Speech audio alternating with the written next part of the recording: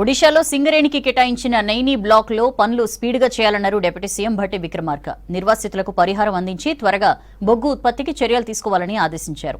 రాష్ట్రంలో పెండింగ్ ప్రాజెక్టులను పూర్తి చేసేందుకు ప్రణాళికాబద్ధంగా ముందుకు వెళ్తున్నామన్నారు మంత్రి ఉత్తమ్ కుమార్ రెడ్డి.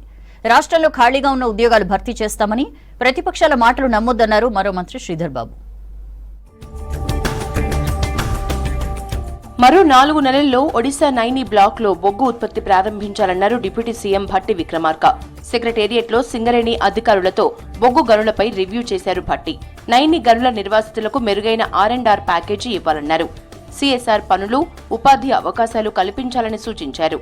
నైని బ్లాక్ పై పక్కా ప్రణాళికతో ముందుకు వెళ్లాలని చెప్పారు. రోజువారీ నిర్దేశించుకున్న పనుల ప్రగతిపై సమీక్ష నిర్వహించాలని సూచించారు డిప్యూటీ సీఎం. రాష్ట్ర ప్రభుత్వ సంస్థ అయిన సింగరేణి మొదటిసారిగా తెలంగాణ బయట చేపడుతున్న ప్రాజెక్టు కాబట్టి తగిన జాగ్రత్తలు తీసుకోవాలన్నారు భట్టి విక్రమార్క.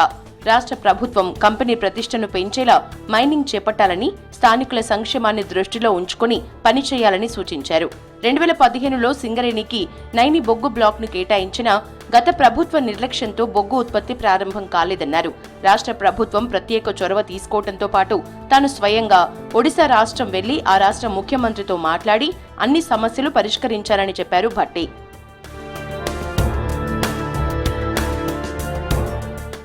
రాష్ట్రంలోని నీటిపారుదల ప్రాజెక్టులు వేగంగా పూర్తి చేయడానికి ప్రభుత్వం రూట్ మ్యాప్ సిద్ధం చేసిందని తెలిపారు మంత్రి ఉత్తమ్ కుమార్ రెడ్డి. హైదరాబాద్ లోని జల సౌధలో ప్రాజెక్టులపై సమీక్ష నిర్వహించారు. పాలమూరు జిల్లాలోని సాగునీటి ప్రాజెక్టులన్నీ 2025 డిసెంబర్ నాటికి పూర్తి చేస్తామన్నారు. సీఎం రేవంత్ ఇచ్చిన హామీల అమలుకు నిరంతరం కృషి చేస్తామన్నారు. నీటిపారుదలకు కేటాయించిన 28,000 కోట్ల రూపాయల బడ్జెట్లో 18,000 కోట్లు వడ్డీ చెల్లింపులకే పోతున్నాయని చెప్పారు. మరో 2,000 కోట్లు జీతాలకు ఖర్చవుతున్నాయన్నారు. ప్రాజెక్టుల నిర్మాణానికి అదనంగా 11,000 కోట్ల రూపాయల కోసం ఆర్థిక శాఖకు అప్పీల్ చేశామన్నారు ఉత్తమ్ కుమార్ రెడ్డి.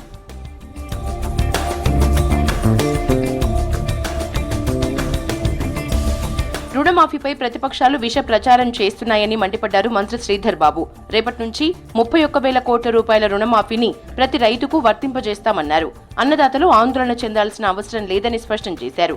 రంగారెడ్డి జిల్లా కడతాల్లో KGBV పాఠశాల భవనాన్ని మంత్రి జూపల్లి కృష్ణారావు, ఎంపీ మల్లు రవి, ఎమ్మెల్యేలతో కలిసి ప్రారంభించారు శ్రీధర్ బాబు. ప్రతిపక్షాల మాటల్ని నిరుద్యోగులు పట్టించుకోవద్దని విజ్ఞప్తి చేశారు. వచ్చే అసెంబ్లీలో చర్చించి జాబ్ క్యాలెండర్ విడుదల చేస్తామన్నారు.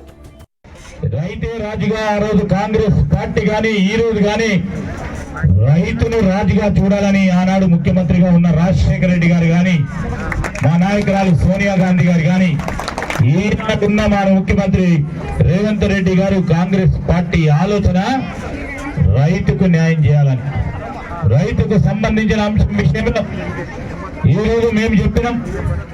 ఆర్థిక వ్యవస్థ గాడిలో లేదు, గాడిలో పెట్టే ప్రయత్నం చేస్తూ పోతున్నాం అనే ఆలోచనతో 31,000 పై చీలకు రైతు రుణమాఫీ కార్యక్రమానికి నాంది పలుకుపోతా ఉన్నాము రేపటి నుంచి. ఉస్మానియాలో విజయవంతంగా కాలేయ మార్పిడి ఆపరేషన్ చేశారు డాక్టర్లు. 3 ఏళ్ల చౌహాన్ ఆదిత్యకు తన తల్లి కాలేయం నుంచి కొంత భాగం తీసుకుని అమర్చారు. ప్రస్తుతం తల్లి బిడ్డ క్షేమంగా ఉన్నారు.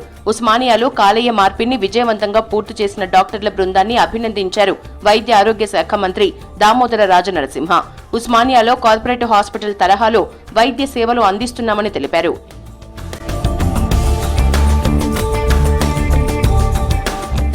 వరంగల్లో బీరన్న బోనాల జాతర ఘనంగా జరిగింది. డప్పు చప్పుళ్లు, పోతురాజుల విన్యాసాల మధ్య బీరన్నకు బోనాలు సమర్పించారు మహిళలు. జాతరలో పాల్గొన్న మంత్రి సురేఖ బీరన్నకు బోనం సమర్పించారు.